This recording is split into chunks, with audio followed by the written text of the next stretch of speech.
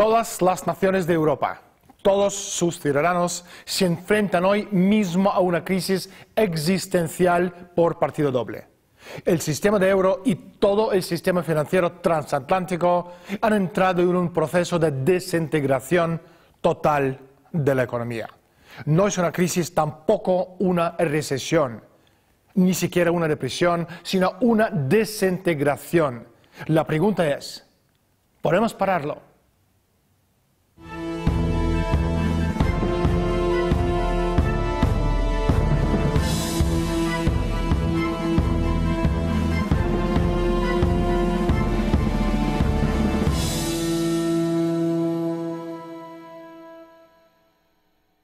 En los últimos 10 años, la Unión Europea se ha convertido en un superestado. Sin embargo, carece de todas las características que debe tener un Estado, entre ellas la de poder cuidar del bien común. Tampoco la Constitución Europea tiene ni el consentimiento ni el apoyo de los ciudadanos. Lo que sí tenemos en Europa es una burocracia descomunal, toda una serie de organismos superpuestos que no rinden cuentas a nadie. El colapso del sistema monetario transatlántico significaría la desintegración por una reacción en cadena o mediante la destrucción de los bienes de Europa y América del Norte en una explosión hiperinflacionaria tal y como ocurrió en Alemania en 1923. Dentro de unos minutos hablaremos con Helga Zepp, la fundadora de Plataforma Política Buso en Alemania y también la fundadora de Instituto Schiller. Pero primero, salimos a la calle y preguntamos a la gente su opinión sobre la integración europea. ¿Cuál es el futuro del nacionalismo europeo? A ver lo que opina la gente. Una diferencia muy grande entre lo que es lo de arriba y lo de abajo. A mí me gustaría que el nacionalismo fuera la humanidad. Una integración comercial muy fuerte. Ni idea. No respondo a eso. Por lo que uno oye de los expertos, los economistas y tal, por lo visto habría mucho desastre. Hombre, a los políticos les interesa porque para ellos es un chollo. El estado de bienestar, que sin duda es el estandarte de la Unión Europea. Conflicto grandísimo, volver otra vez a la peseta. Le conviene, la cuestión es que si empieza a combatir todos los problemas que tiene por cuenta propia, pues no lo va a lograr. Que no hay cosa más tonta que un obrero de derechas. Helga, bienvenido desde la sombra. ¿Por qué piensas que las dos únicas opciones del actual sistema transatlántico son la ruina y el impago o un estallido? La cuestión es que durante estos 5 años que ha durado la crisis financiera comenzada en julio de 2007, las instituciones financieras han convertido la deuda especulativa privada en deuda pública estatal. Ahora intentan rescatarlas imponiendo la austeridad pública en países como Grecia, España, Italia y Portugal, aunque también en los países del norte. Si esto no se lleva a cabo, se produce el desplome inmediato del sistema bancario. Los Estados Unidos necesitan como mínimo 8.000 millones de euros este año. Pero si te pones a imprimir esa cantidad de dinero para impedir el desplome bancario, se dará una explosión de hiperinflación en un tiempo muy corto. Miramos Grecia. Lo que intentan hacer es reventar el sistema, pues al no dejar que Grecia reorganice su sistema, están convirtiendo a este país, pobre Grecia, en un instrumento pidiendo que la deuda griega sea compensada por Europa. Pero esa deuda no vale nada. Es un desperdicio, dinero de Monopoly. Aunque claro, a pedirle a Europa, que a su vez sufre su propio derrumbe financiero, que absorba una deuda impagable, la cual los griegos, por cierto, nunca, pero nunca podrán pagar, indica que es seguro que se va a destruir Europa.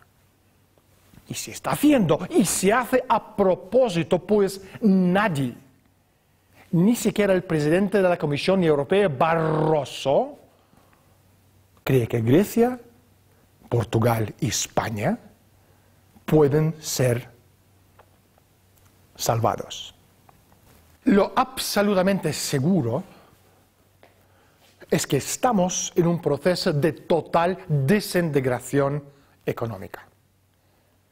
Pero es esta desintegración accidental, es decir, el resultado de una mala planificación, o se ha hecho a propósito. Y si es así, ¿por quién y por qué? Es ambas cosas. Yo diría que hay diferentes grupos con diferentes intereses. Pero fíjese en lo que dijo Jacques Attali en entrevistas públicas. Dijo que el antiguo euro había sido concebido como un mecanismo deliberado para imponer la unión política, con la que nadie estaba de acuerdo. En otras palabras, cometieron un burdo error al crear el euro para poder, en la primera crisis, imponer una dictadura política en la forma en la que vemos actualmente con el MSE. Creo que la intención era la industrialización de Europa. Y si se fija en las políticas de la Comisión Europea respecto a España, por ejemplo, verá que cancelaron todos los programas que hubieran permitido la recuperación española, como por ejemplo el 25% del presupuesto científico. Creo que está muy claro que nadie en la Unión Europea tiene la intención de que España se recupere. Y de hecho creo que el auténtico objetivo, dado el hecho de que la Unión Europea es la más rica expresión del Imperio Británico, es la reducción de la población y la vuelta a determinado tipo de estructura feudal. Lo que queremos decir con globalización, entre comillas, es en realidad el Imperio Británico. Si tomamos el conjunto de los bancos centrales, los bancos de inversión, los fondos de inversión libre, las operaciones bancarias en la sombra, las empresas de crédito y la manera en que estas instituciones financieras controlan no solo el sistema económico, sino también los gobiernos. Y añadimos a todo esto los Commonwealths y los mercenarios privados que constituyen actualmente los ejércitos. Tenemos al Imperio Británico bajo otra forma, pero sigue siendo el Imperio Británico. Helga, esta crisis tiene ya 5 años y en todo este tiempo los gobiernos de G20 han sido incapaces de tomar la menor medida para regular el sistema bancario. ¿Por qué crees que los gobiernos parecen menos poderosos que las instituciones financieras de estos mismos estados? Si recordamos los años 30 y 40 en Francia, vemos que existe un fenómeno llamado sinarquía. Incluso hay un estatuto de la sinarquía en el que se afirma que las instituciones financieras se aseguran de que ningún político llegue jamás a un alto cargo si no está al servicio de los intereses de la banca, sobre todo en un momento de crisis. Tienen que estar absolutamente seguros de que no servirán al bien común. Si nos fijamos en ello actualmente, la mayoría de los políticos sigue este principio de aliarse para seguir adelante. Pero en algunos casos han de demostrar que tienen un cadáver en el armario para hacer carrera. Solo quiero recordarle que algunas personas que se han convertido en ministros fueron alborotadores callejeros en su juventud y ahora posan como si fueran grandes estadistas y dirigen el Consejo Europeo de Asuntos Exteriores junto a George Soros. Aquí tiene un caso clásico de gente que quiere demostrar que está totalmente a favor del sistema antes de poder hacer una carrera, y sus delitos previos o sus fechorías son la garantía de que nunca abandonarán el sistema. El movimiento sinarquista se creó como el contraataque de la oligarquía a la Revolución Americana y a los principios del nuevo Estado soberano. Realmente surge durante el periodo de Revolución Francesa y las consecuencias del terror jacobino fue el surgimiento del primer movimiento fascista moderno, el de Napoleón Bonaparte. Y sinarquismo fue concebido como ese fundamento ideológico del sistema de Bonaparte dictatorial fascista. Durante el siglo XX, el sinarquismo era una especie de pantano general en el que surgió el fascismo italiano y el nacionalsocialismo alemán. Después se extendió por toda Europa: Francia, Gran Bretaña, Alemania, Holanda y Bélgica. Sus miembros eran la élite europea, la gente como Helmut Schacht, el banquero de Hitler, la cúpula de Bank Worms, el banco que controlaba el gobierno de Francia en otoño de 1941, Banco Lazard, Montague Norman, el gobernador del Banco de Inglaterra. Los descendientes de los anarquistas son tipos como Milton Friedman y George Shultz, la eminencia gris detrás de la presidencia de George W. Bush. Repito, el sinarquismo quiere devolver el poder del Estado-nación a la aristocracia mundial. Helga, tú has propuesto abandonar el euro y volver a las monedas nacionales, además con tipos de cambios fijos. ¿Nos podrías explicar cómo y por qué? Sería muy fácil, igual que lo fue pasar de las monedas nacionales al euro. Sería muy fácil volver a las monedas nacionales. Lo único que hace falta es basarse en las existencias e intereses de cada país participante en la zona euro y cancelar los tratados, desde el de Maastricht al de Lisboa. Luego se vuelve a la soberanía de la propia moneda y de la propia economía. Se declara una moratoria bancaria, como hizo Roosevelt. Se investiga cuáles son los activos en las cuentas de los bancos. Se marcan los billetes con una especie de tinta magnética y se impone un control de los cambios durante un corto espacio de tiempo. Luego se pasa a la nueva moneda. De esta manera se podría relanzar la economía real. No obstante, habría que combinar esto con unos tipos de cambio fijos en el sistema crediticio. Uno de los peligros de todo el entramado de la Unión Europea es el Tratado de Lisboa, que reemplazó a la Constitución Europea. Un truco sofisticado para hacer el monstruo de Lisboa aún más apetecible ha sido el presentarlo como una base necesaria de la identidad europea para contrarrestar la agresiva y negativa influencia norteamericana sobre los demás continentes. Sin embargo, esto es un timo con cebo deliberado, al mismo tiempo que se va definiendo claramente una fusión entre la Comunidad Europea y la OTAN. El movimiento de la expansión hacia el este de ambos es evidente, que lo que tenemos es una estrategia un tanto imperialista de confrontación con China y con Rusia, algo que estas dos naciones han entendido bien durante bastante tiempo. Helga, tú defiendes la aplicación de la ley Glass-Steagall. ¿En qué consiste la ley Glass-Steagall y por qué es tan importante? Eso es lo que hizo Franklin D. Roosevelt en respuesta a la crisis de los años 1929 a 1933, sencillamente separando los bancos comerciales de los bancos de inversión. Lo que tenemos que hacer hoy en día es exactamente lo que hizo Roosevelt en el 33. El Estado debe garantizar la banca comercial para que pueda ofrecer créditos a la economía real. Los bancos de inversión deben imprimir sus cuentas en orden, sin ventajas fiscales o paquetes de rescate, o sea, sin tener acceso a los activos de ahorro de los bancos comerciales. Si publican sus cuentas en orden y resulta que son insolventes, mala suerte, deberán declararse en quiebra.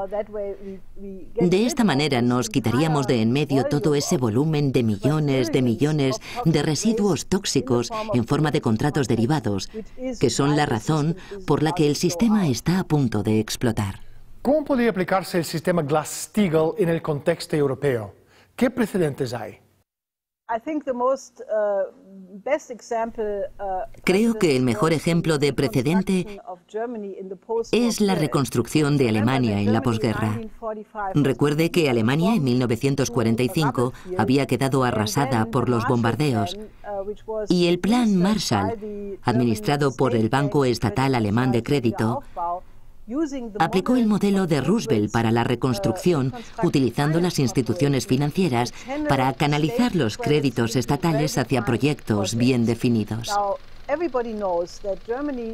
Todos sabemos que Alemania pasó de ser una montaña de escombros al famoso milagro económico alemán en pocos años gracias a este método. Este es exactamente el mismo método que debe aplicarse en todo país europeo hoy en día. Si hay voluntad en las instituciones y la población de hacer tal cosa, es perfectamente posible hacerla en cada país, no solo en Alemania. Secretario de Estado George Marshall propuso una solución a la desintegración económica a las que se enfrentaban los países europeos tras la Segunda Guerra Mundial. De ahí viene el nombre Plan Marshall. Estados Unidos se comprometía a proporcionar ayuda para reconstruir económicamente a Europa. A cambio, Estados Unidos eligió la liberalización del comercio y del mercado europeo, lo cual garantizaba la americanización de Europa.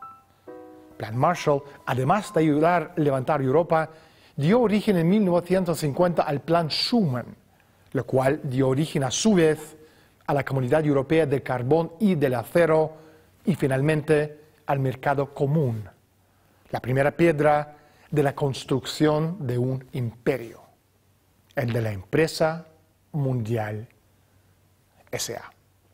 Helga, tú presentaste un plan para el milagro económico en Europa meridional y el Mediterráneo. ¿En qué consiste este plan? Partimos de la Conferencia de Ministros de Transportes de la Unión Europea, en la que se decidieron 10 pasillos prioritarios de transporte. Pero estos nunca se han construido o en muy poca medida. Si pusiéramos esto en la agenda, conectaríamos las vías fluviales europeas del Rin, Main, Danubio y el Canal, que a través de un sistema de ríos y canales comunicaría ese sistema con el Mediterráneo. Esto implicaría llevar las comunicaciones de alta velocidad a los Balcanes, a Grecia y a Italia del Sur. Se harían túneles desde Sicilia a Túnez y, naturalmente, el famoso túnel bajo el estrecho de Gibraltar, del que se hizo un estudio de viabilidad en 2006 y que dio origen al Acuerdo Hispano-Marroquí de 2009. Todos estos son proyectos muy tradicionales y que no tienen nada espectacular.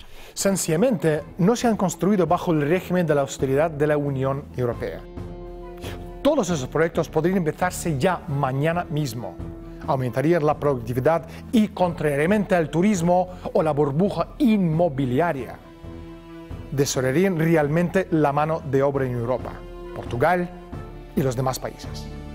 Además, traería riqueza física y aumentaría los niveles de la población, porque el progreso y el desarrollo de la sociedad están directamente proporcionales a la densidad de los habitantes.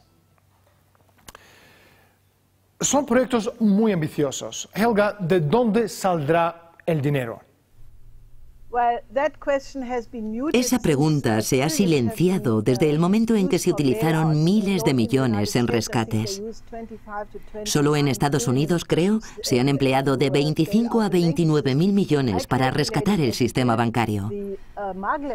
Una vez calculé que para construir un tren maglev entre Siberia y Lisboa costaría entre 4 y 5.000 millones de euros.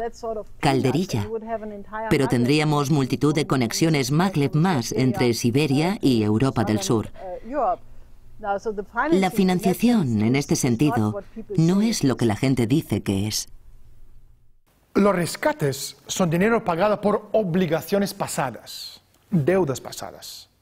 Es dinero debido, dinero sin valor. Si sacas un crédito para la producción futura con la que crear un desarrollo real, empleos productivos y una gran riqueza real, es un dinero que no es inflacionario y es una inversión que crea riqueza para el futuro. Helga, hablando del futuro, ¿qué significa para el plan la reciente popularidad de Curiosity? Eso es muy importante, porque en los últimos 40 años, la razón por la que estamos en esta crisis de desintegración existencial es que el paradigma de los últimos 40 o 45 años, es decir, apartarse de la producción en beneficio de la especulación, toda la contracultura, el equivocado camino del enriquecimiento, era un error. Tenemos que recuperar el optimismo del proyecto Apolo, con el que todo el mundo pudo ver que se puede salir al espacio y colonizar el espacio, que no hay límite para las capacidades humanas ni para la realización de hazañas científicas. Tenemos que relacionar el proyecto de alunizaje Apolo con el tema del proyecto Curiosity. Helga, eres fundadora de BUSO, un importante partido político alemán. Mucha gente, sobre todo gente en el sur de Europa, le está echando la culpa a Alemania de sus problemas económicos. ¿Cuál sería tu mensaje para esa gente? Para empezar, que no confundan a Alemania con la señora Merkel. Por suerte son dos cosas distintas. La señora Merkel es una política dirigida por los mercados financieros, sin ninguna compasión por el bien común de las personas, ni de las de España ni de las de Alemania. El pueblo alemán está sufriendo igual. Mi mensaje es que nos concentremos en estos proyectos conjuntos de desarrollo para unir nuestros países como territorios soberanos y llevar a cabo una misión conjunta y soberana entre los Estados europeos.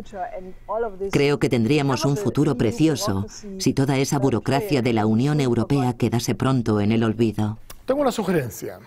Vamos a deshacernos de la burocracia de Bruselas. Despedímoslo a todos, son ineptos. Esa gente no ha hecho nada útil en su vida. Quitémoslo de encima a tipos como Van Rompuy, el presidente del Consejo Europeo. No porque sea un estorbo inservible, sino porque es malvado y muy peligroso. No es la primera vez que un tipo corto, sin afecto y malintencionado logra hacerse un hueco en los intestinos del poder.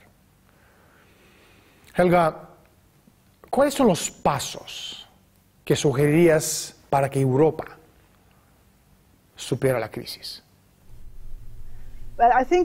Creo que lo más importante ahora mismo es ocuparse del hecho de que estamos al borde de la Tercera Guerra Mundial.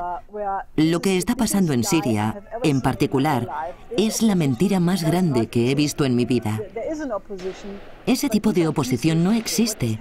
Hay una oposición, pero pacifista. Lo que pasa es que los rebeldes están siendo financiados y organizados de manera militar por países extranjeros. Los Estados Unidos y varios países de la OTAN. Esto amenaza con desencadenar una posible guerra nuclear con Rusia y China.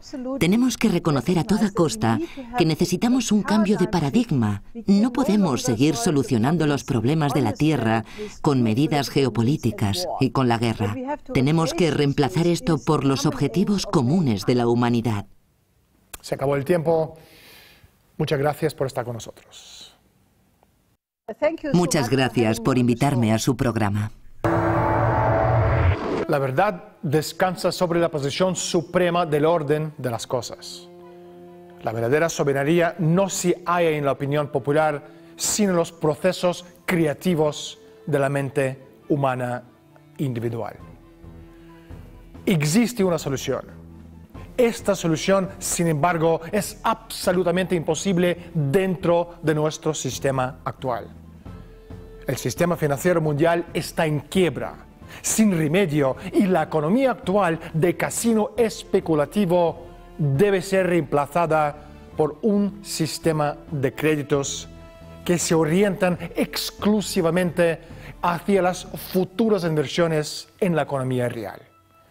La reconquista de la soberanía nacional es la condición indiscutible tanto para la recuperación económica como la preservación de la paz en la tierra.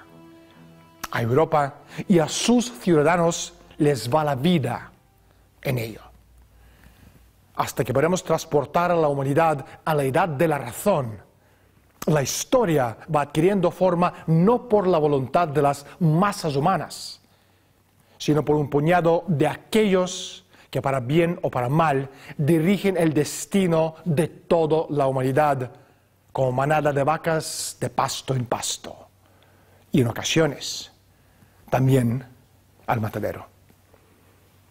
Yo soy Daniel Stulin.